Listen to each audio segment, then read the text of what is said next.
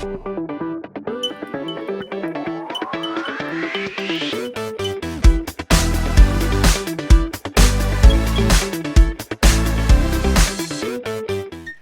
for those of you that have been following this channel for a while, you know that one of the projects we're involved in is building a dedicated APU or generator unit for our drones. And I've got a couple of previous videos that go through an extensive description of the design and the build. A lot of positive comments with that. A couple of questions though that keep getting repeated is related to the fact that when we do the testing, we've been showing this thing operating at about 750 watts. And I agree that that would not be sufficient power level to justify putting a generator onto a drone. In conjunction with that, a company out of China called Foxtech has recently released what it calls its Nova 2000, which is a 2000 watt peak, 1800 watt average, two-stroke gasoline powered drone generator. And it sells for about $4,700, and it's built not that dissimilarly from what we're doing here. It's got some good positive features. It has a fuel level indicator. It has voltage regulation. Some negative features though, because it's completely exposed, it's pretty loud. In addition, because it depends on one big single cylinder, it produces a lot of vibration. And even with very flexible mounts, you can see in their videos that it's shaking the drone pretty significantly. So that would mean that if you could get rid of some of those problems, but still make those kinds of power levels, you might have a competitive device, something that you might want to build. So today what we're going to do is, I'm not going to go through the background, you can check out the other videos, but what we're going to do is we're going to run this up to much higher power levels just to show what the potential of the generator might be. And so for those of you that don't want to refer to those other videos at this point, very simple layout here as we have in the previous videos. That battery powers some temporary fans that we use just for the test setup, not necessary for the final drone.